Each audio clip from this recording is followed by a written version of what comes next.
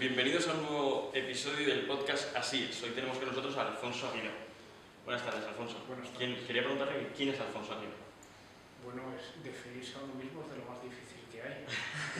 Lo más fácil es decir la biografía, que yo estudié en los dominicos de Atocha, que luego soy ingeniero de caminos, que trabajé en otras cosas, pero en determinado momento empecé a trabajar en el mundo de la educación y que para mí fue un gran descubrimiento y que desde entonces le he dedicado casi todos estos años de mi vida. Y he sido director del Colegio Tajamar muchos años, 11 años, y luego iniciamos un proyecto que es la Red Educativa Arenales, que ahora tiene 35 escuelas en bastantes países del mundo, y también soy presidente de la CECE, que es la Confederación Española de Centros de Enseñanza, y estoy entonces todo el día con estas cosas de la educación. También he viajado a muchos países, yo tengo mucho interés por conocer otros sistemas educativos y ver cómo aprender de los aciertos y de los errores de los demás, porque de las dos cosas se puede aprender. Has hablado sobre la CEC. ¿Nos puedes explicar un poco más a fondo qué es esto y cuál es tu papel como presidente? Bueno, la CECE fue la primera organización patronal, o sea, empresarial de enseñanza después de la transición. O sea, con la transición empezó a existir lo que es la COE, que es la Confederación Española de Organizaciones Empresariales, y la parte de enseñanza es la CECE. Y al principio era una única organización para toda España, para todo tipo de colegios, y luego se dividió, que a mí me parece que tampoco es malo porque es bueno que haya diversas organizaciones y así en conjunto creo que se gestiona mejor la enseñanza. Escuelas Católicas hizo una patronal específica, una patronal de centros privados que es ACADE, una patronal de cooperativas que es UECOE, y CECE se ha quedado con un conjunto que es más o menos un tercio de la enseñanza concertada y la mitad de la enseñanza privada, y tenemos afortunadamente muy buena relación entre todas las patronales y lógicamente trabajamos no tanto en una competencia entre nosotros, sino en cómo lograr un conjunto mejor para la enseñanza en todo el país.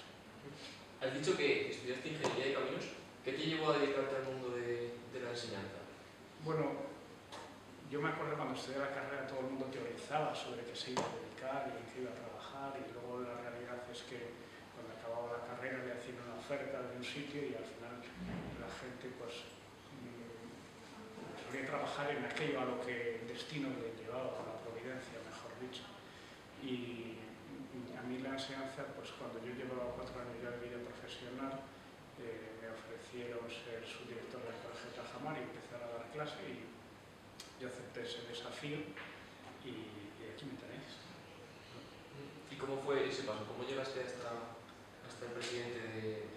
Bueno, yo diría aceptando los desafíos que la vida te plantea, ¿no? Porque efectivamente yo cuando era director de Tajamar, un colegio grande, porque tiene 2000 alumnos, es muy absorbente, pasan muchas cosas, pero bueno, yo asistí a las reuniones de la CECE en Madrid y siempre te viene mal ir a unas reuniones de algo que tampoco es una obligación y que tampoco te pagan, que tampoco es una cosa estrictamente necesaria para lo tuyo, pero sí, yo desde el principio veía que era muy importante la colaboración entre escuelas, y creo que es muy importante que haya gente que, aparte de estar pendiente de lo suyo, esté pendiente de lo común, ¿no? Y yo empecé a ir a esas reuniones y al cabo de unos años hubo unas elecciones y me encontré con que yo era el presidente, y eso fue el año 2007, y luego unos años después, en el año 2015, me encontré con que era el presidente nacional. Y yo creo que esto es una cosa bastante normal si uno va a las reuniones y procura ser un poco, como digo, conciliador y procura generar una cultura de colaboración. Quería preguntarte yo, Alfonso, por la red Arenales, una red de colegios que la verdad que es enorme. Has dicho que tiene como más de 30 colegios en diferentes países, creo que está en Estados Unidos también. ¿Cuáles son las bases de esa red? ¿De dónde sale? Bueno, también esto no ha nacido por una revelación que hayamos recibido, sino que yo cuando era director de Tajamar y era presidente de CC Madrid, pues veía que salían en aquellos años concursos públicos de terreno para hacer nuevos centros concertados. Había gente que se presentaba a esos concursos, ponía en marcha nuevos centros y les iba bien. Y yo pensé que si ellos lo hacían, nosotros también lo podíamos hacer. De hecho, el consejero Luis Peral siempre nos decía que estos concursos pues, se presentaban muy pocos titulares que fueran católicos. Y de hecho, la proporción que había en Madrid de enseñanza católica respecto al resto era bastante alta, pero en estos nuevos proyectos había muy pocos titulares de esos proyectos que fueran católicos. Nos animó a presentarnos, nos presentamos y empezamos por un colegio en Alcalá de Henares, el Colegio Alborada, que ahora tiene unos 1.700 alumnos, y vimos que no es que fuera fácil porque nos pasó todo lo que nos puede pasar, pero vimos que se podía hacer y el año siguiente nos presentamos otro concurso en Arroyo Molinos, nos presentamos algunos concursos más que no ganamos, luego otro en Carabanchel. Luego ya a partir del 2015 lo que empezó a pasar es que había congregaciones religiosas que nos pedían colaboración y en algunos casos empezaron a pedirnos como que tomáramos el relevo de sus colegios, porque eran congregaciones que habían trabajado maravillosamente durante muchísimos años sacando adelante grandes proyectos educativos y que se encontraban con que no tenían suficientes vocaciones para hacer un relevo de la gestión de sus colegios y buscaban instituciones que pudieran llevar esa gestión respetando lo más posible su carisma y su arreglo, que esa es la idea que tenemos. O sea, los pequeños estos colegios de monjas y tal que al final se quedan sin alumnos son los que vosotros cogéis y aparte como... Sí, o sea, normalmente los colegios que nos ofrecen son los que más dificultades tienen, ¿no? Que son los que... Y nosotros lo que procuramos es el servicio que pensamos que podemos prestar a la Iglesia, es que colegios que atraviesan dificultades, porque están en sitios más difíciles, porque han pasado momentos de más dificultad, a veces de más hostilidad por parte de los poderes públicos, y que ellos a lo mejor no tienen ahora vocaciones suficientes para atenderlos o para tener directivos preparados, pues nosotros los asumimos y procuramos gestionarlo lo mejor posible y nuestra filosofía es que no es que queramos diluir esos colegios dentro de nuestra red, sino queremos que nuestra frase es queremos que cumplan la misión para la que nacieron. O sea, nosotros queremos que se mantenga el nombre, si quieren, claro, que esté su fundadora en la capilla, que siga celebrando la fiesta del día de su fundadora, que si las religiosas pueden quedarse y hacer una tarea pastoral mejor y que el colegio genere espacio para todos los carismas de la Iglesia. Es el caso, creo, de un colegio que está en el Sagrado Corazón, que le pasó algo parecido. Exacto, el Sagrado Corazón no lo gestiona Arenales, lo gestiona la Fundación Parentes, que es una fundación amiga que tiene una filosofía muy parecida y yo creo que es una necesidad social ahora muy clara el que surjan instituciones civiles llevadas por laicos que tengan un espíritu y una identidad cristiana buena y que tomen el relevo de proyectos en los que no hay suficientes religiosos o religiosas para llevarlos adelante. He visto que has escrito un libro sobre la educación diferenciada. ¿Qué piensas tú de esto? ¿Qué beneficios tienes? Bueno, o sea, la educación diferenciada tiene, digamos que muchas ventajas. Yo he sido director de un colegio de educación diferenciada mucho tiempo y yo lo que diría es que hay mucha gente que le gusta mucho, a otros no les gusta nada y yo creo que la cuestión no es tanto decir si es mejor o peor, sino me parece que es una diversidad de proyectos y lo que es mejor es que se pueda elegir, ¿no?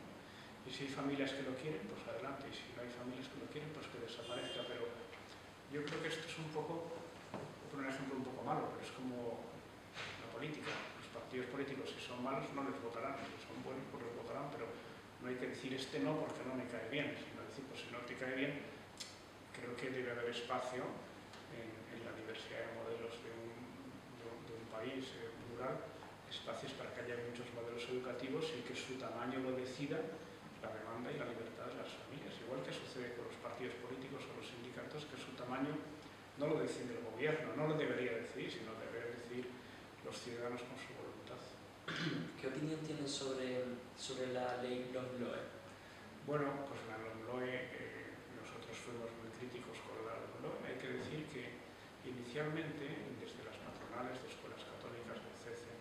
Tuvimos una buena interlocución con la ministra Isabel Celaá y que llegamos a acuerdos sobre una serie de puntos, pero hubo un momento político en el que sus socios de gobierno le obligaron a una serie de cambios con los que lógicamente no estábamos de acuerdo, y entonces lideramos una protesta ciudadana muy importante, la famosa marea naranja contra la ley. Y yo siempre le decía a la ministra y al secretario de Estado que esta ley, cambiando 6 o 7 cosas, podríamos ser sus más leales defensores, porque nosotros, no sé cómo decir, yo soy muy partidario de la soberanía popular. O sea que si la soberanía popular elige unas mayorías, esas mayorías tienen un tipo de educación, pues oye, lo que tiene que ser, o sea, que me parece bien que cambien las leyes, pero me parece que las leyes precisamente lo que tienen que siempre es defender la pluralidad de ideas, y que esas leyes, que me parece bien que las cambien y las modernicen, lo que no pueden hacer es lesionar la pluralidad que tiene que haber en la educación, porque nosotros necesitamos vivir en una sociedad plural, y para que una sociedad sea plural tiene que ser plural el pensamiento, tiene que ser plural la información, tiene que ser plural el sistema político, tiene que ser plural la educación, si no, pues difícilmente pervivirá la democracia. Exactamente. Y a día de hoy, ¿esto cómo queda? O sea, tengo aquí una noticia de un periódico que dice que estos centros que tienen educación diferenciada tienen el riesgo de quedar excluidos del régimen de concierto. Sí, o sea, lo que la ley nacional, la LOMLOE, prohíbe dar dinero público a los centros que separen niños de niñas. Entonces eso quiere decir que a partir de la siguiente renovación de conciertos, que en cada comunidad autónoma tiene un calendario diferente, pues tiene que hacer un proceso de adaptación. Entonces pues hay comunidades autónomas que les tocó enseguida, a otras les queda bastante, o sea, a La Rioja le toca en 2025, a Madrid le toca en 2027, me parece, a otros les ha tocado en 2022. Entonces, cada comunidad autónoma, cuando ha llegado el nuevo espacio de conciertos, pues tiene que aplicar un calendario gradual para aplicar eso. Y ha habido centros que han dejado de ser diferenciados, ha habido centros que han dejado de ser concertados, ha habido otros que están en el proceso de adaptación, confiando en que más adelante puedan cambiar estas leyes y les dejen ser como les parezca bien. O sea, es decir, que los colegios arenas ahora mismo están como un periodo de adaptación, y que si en 2027 la ley no ha cambiado, se tendrán que diferenciar. O sea, no se podrán diferenciar niños de niñas, ¿no? Bueno, lo que dice la ley es que el titular no puede separar chicos de chicas. Ahora, por ejemplo, si no viene ninguna chica, tú no estás separando chicos de chicas. O sea que es una cuestión muy... En la ley anterior, la del 2006, lo que decían es que no se puede discriminar en las admisiones. Entonces, se cambió eso por decir que no se podía, porque entonces lo que sucedía es que había colegios que admitían chicos y chicas, pero luego los separaban. El mismo titular tenía 2 sedes o 2 líneas. Entonces, ahora lo que han hecho es añadir que no se pueda separar. Pero bueno, puede haber un colegio que solo entre chicos y entre chicas, estaría dentro de la ley, pero desde luego ya se preocuparán de ponérselo difícil. Claro, totalmente. Te quería preguntar sobre la educación religiosa, un poco como la de este colegio. ¿Cree que hay cabida en la época que vivimos hoy en día de la educación religiosa? Sí, de hecho, la educación confesional, o sea, hay 2 cosas, el que el titular sea confesional y el que haya asignatura de religión. El que haya asignatura de religión, que en España lo hay en la enseñanza pública y en todas, y es de obligada oferta por parte del titular y voluntaria para la familia o para el alumno, es una cuestión que es prácticamente universal. O sea, la presencia de la religión como asignatura de la escuela está asumida con la misma naturalidad que está asumido que haya una asignatura de educación física o de música. Y uno puede decir, es que a mí no me gusta esta música, me gusta otra, pero bueno, hay una asignatura de música porque se entiende que pertenece a la cultura general que debe tener un ciudadano. Entonces, en ese sentido, prácticamente en todo el mundo hay una asignatura de religión que se puede dar en modalidades pues, confesionales diferentes. Por ejemplo, en España hay oferta de católica, evangélica, islámica y judía. Y en otros países hay otras. Hay países que lo que hay es una asignatura de historia de la religión y de derechos humanos que es como una asignatura de religión no confesional, sino más general, que también es una solución razonable. Y eso, pues, bueno, o sea, en cuanto a la religión prácticamente es universal, con poquísimas excepciones. Y luego, en cuanto a que los colegios puedan ser confesionales, pues también es una libertad reconocida en casi todos los tratados, reconocida en los grandes tratados internacionales y respetada por casi todo el mundo. Y en el mundo, digamos que como más democráticamente avanzado es donde más claro es. O sea, en Estados Unidos, en Inglaterra, en Alemania, pues hay, por supuesto que hay colegios católicos y los hay incluso públicos, ¿no? O sea que esto es una cuestión completamente normal. ¿Y qué piensas sobre la llegada de las nuevas tecnologías, los iPads en los centros? Pues mira, ahora mismo estamos en un momento de bastante debate. O sea, yo pienso que la tecnología ha venido para quedarse, que la tecnología ha cambiado mucho nuestra vida. Yo pienso que la escuela tiene un papel en cuanto a ayudar a los alumnos a gestionar la tecnología en un ámbito de aprendizaje, de cultura y de estudio, y que me parece igual de legítimo que un colegio diga yo quiero que tengan iPad y quiero que en el colegio aprendan a usarlo bien, a usarlo con sensatez, con prudencia, sin caer en adicciones y a ver todas sus cosas positivas y aprender a gestionar las menos positivas. También me parece bien que alguien diga, mira, yo prefiero que no haya nada, porque me parece que es una forma de educar que ya tendrán tiempo. Pues me parece bien. Me gusta un poco más la primera, no sé si se ha notado, pero que me parecen muy legítimas las dos. O sea, es que a mí lo que me parece fundamental es el respeto a las opciones legítimas de la gente, y que yo creo que si un colegio quiere no tener tecnología o quiere tenerla, o quiere ser católico o quiere ser judío, o quiere, pues me parece que está muy bien que exista esa pluralidad y que los poderes públicos tienen que defenderla, porque los poderes públicos tienen que defender a las mayorías y tienen que defender a las minorías, porque si no se produciría una dictadura de la mayoría sobre la minoría, y esto creo que es muy importante. Y es que la red Arenales, tengo yo entendido que ha sido como de los primeros, o sea, lo primero que han metido iPads y tecnologías en los centros escolares. ¿Esto se ha basado en algún otro país? ¿O? Cuando yo era director de Tajamar empezamos a poner tecnología porque nos parecía que era algo que era como un punto de valor añadido para la escuela y de gestionar algo nuevo que estaba llegando y que queríamos que se pudiera emplear lo más posible a favor de la educación. Y cuando empezamos muy poco después la red Arenales, pues lo incorporamos y en casi todos nuestros colegios lo hay. Y nosotros pensamos que hay dos formas de borrar la tecnología. Uno es que esté lejos para que no te desestabilice, y otro es tenerlo cerca y conseguir estabilizar y conseguir que todos los riesgos que trae aprendas a gestionarlo desde muy pequeños, y creo que, bueno, son dos formas de hacerlo que me parecen las dos muy respetables. Hay gente que no le gusta, hay gente que defendiendo unas sacude mucho a la otra. A mí no me gusta porque yo creo que vivimos en un mundo muy polarizado y que yo por lo menos soy partidario de defender mis opciones sin maltratar las opiniones de los demás. Creo que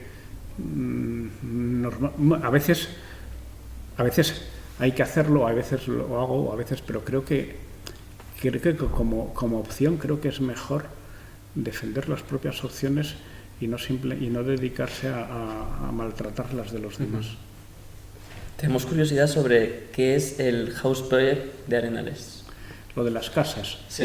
Bueno, pues esto es una cosa muy yankee, muy anglosajona, perdón, y que está pues inspirada pues en costumbres de los grandes y tradicionales colegios británicos y americanos, que consiste en que los colegios tengan una división normalmente en 4 casas.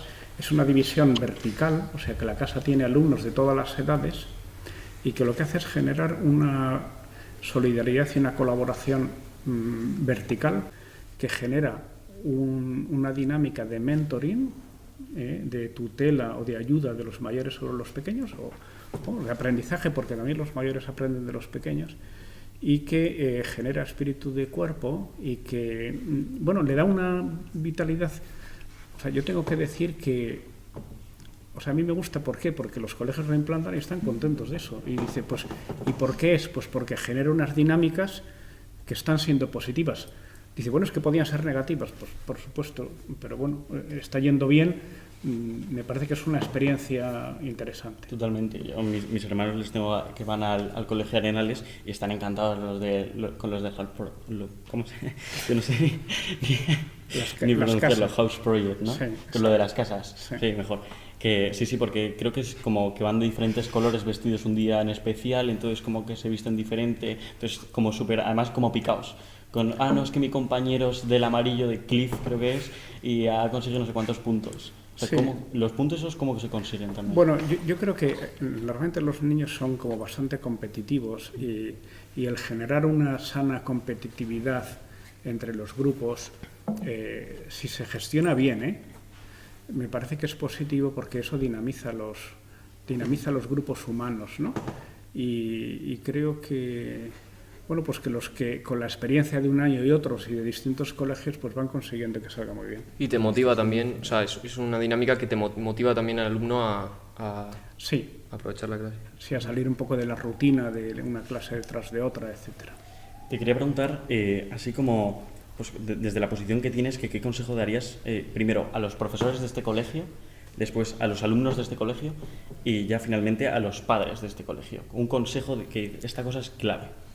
Yo lo que diría es que hay que pensar mucho en que para qué existe una escuela. Yo me lo presento, porque claro, Como el objetivo. Yo soy presidente de una red de escuelas. Sí, el objetivo en el sentido, no tanto el objetivo que eso sería como el qué, porque tú puedes decir, el objetivo de este colegio es ser un gran colegio, ¿no? Es decir, y que sea el mejor colegio incluso. Pero eso es un objetivo, pero no es el propósito. El propósito es para qué. Dice, ¿para qué quieres ser el mejor colegio? Es como decir, yo voy a hacer una gran carrera, voy a ser el número 1, voy a tener un gran sueldo, voy a tener un gran trabajo y ¿para qué? ¿Para qué? Claro, mucho más importante que el qué. Exacto. Claro. Y no puede decir, yo siempre digo que el propósito de una escuela no puede ser autorreferencial, como dice el Papa Francisco, o sea, no puede decir, y el propósito de una vida tampoco, uno puede decir, mi vida es ser muy sabio, mi vida es ser muy listo, muy poderoso, sí, pero ¿para qué? Entonces, yo creo que en la escuela hay que pensar siempre para qué tiene que estar. Y yo creo que una escuela tiene que pensar siempre en formar a las personas para transformar la sociedad. Y que tiene que formar a personas no para que sean muy poderosas para su egoísmo, sino que sean personas muy bien preparadas para mejorar el entorno en que viven. Y que una escuela tiene que prepararse para eso desde su misma actividad, haciendo que cada uno de sus profesores, padres y alumnos estén siempre pensando en cómo pueden mejorar el entorno en que viven. Claro. Y una escuela pues tiene que sacar al mercado laboral, bueno, a la sociedad, digamos, porque no es solo un mercado laboral, pues alumnos y alumnas que estén preparados para asumir la responsabilidad de construir un mundo mejor. Y yo diría que sobre eso hay que pensar mucho, porque cuando uno piensa mucho en eso, yo creo que le ayuda mucho a gestionar su identidad. Antes me preguntaba al principio sobre mi identidad. Yo digo que la pregunta sobre la propia identidad es de las preguntas más complejas de la vida de una persona. Totalmente. Porque la identidad, por un lado, te viene dada, por otro se construye. Cualquier pregunta acerca de la propia identidad te pone frente a tu propósito. Y tu propósito en la vida es tu vocación, es el designio de Dios para ti. Y lógicamente el designio de Dios para ti es lo que te va a hacer más feliz y dar mayor satisfacción y tener una mayor eficacia, porque has sido como diseñado para eso. Entonces, por eso la pregunta sobre la propia identidad, tanto de una institución como de una persona, es una pregunta que hay que hacerse constantemente, sin patologías, ¿no? Pero en fin, frecuentemente, diría yo, y que a uno le lleve a pensar qué es lo que espera Dios de nosotros como persona, como institución, y que es una pregunta que hay que hacerse constantemente porque no es que esté escrito en un libro y que haya que leerlo. Siempre la pregunta sobre la vocación es un diálogo. O sea, la vocación no es que Dios te diga, haz esto. La vocación es que Dios inicia un diálogo contigo y te pide esto. Se va descubriendo, y ¿no? según tu respuesta va descubriendo y se van planteando nuevas preguntas. Y así pues es un poco como se ve que ha sido la historia de la vocación en las biografías de los santos. Claro, ya que hemos tocado este tema, a mí me parece muy interesante porque pensaba el otro día que, claro, la vocación uno nunca la llega a conocer porque la va conociendo poco a poco. Yo creo que mi vocación, estudio psicología, es ser psicólogo, pero claro, cuando llegue a ser psicólogo, mi vocación será otra, siendo psicólogo, pero será dedicarme en este ámbito o en este. Entonces, como que la vocación siempre se descubre, siempre es un camino. O sea, vocación tienen todas las personas, porque todas las personas, Dios tiene pensado algo para ellas y tiene una llamada para ellas. Entonces, esa vocación cada uno tiene que gestionarla en un discernimiento constante con Dios. Bueno, y los que no son creyentes, pues con el sentido de su vida, pero al final es lo mismo, ¿no? Claro. Y uno tiene que constantemente ver. Entonces, la vocación, uno dice, mi vocación es ser psicólogo, ser ingeniero, ser médico. Yo diría, eso no es tu vocación, este es el objetivo inmediato que tienes dentro de tu recorrido vocacional.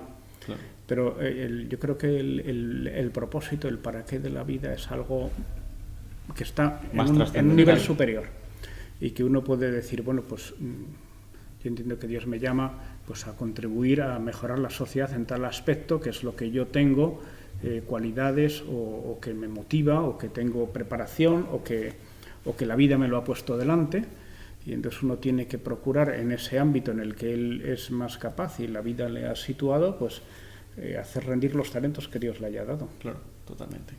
Pues creo que ya con esto ya terminamos el podcast. Muchas gracias, Alfonso. Muy bien. De verdad, y encantados de haber charlado contigo. Perfecto. Muchas gracias. Nada, Gracias. gracias a vosotros.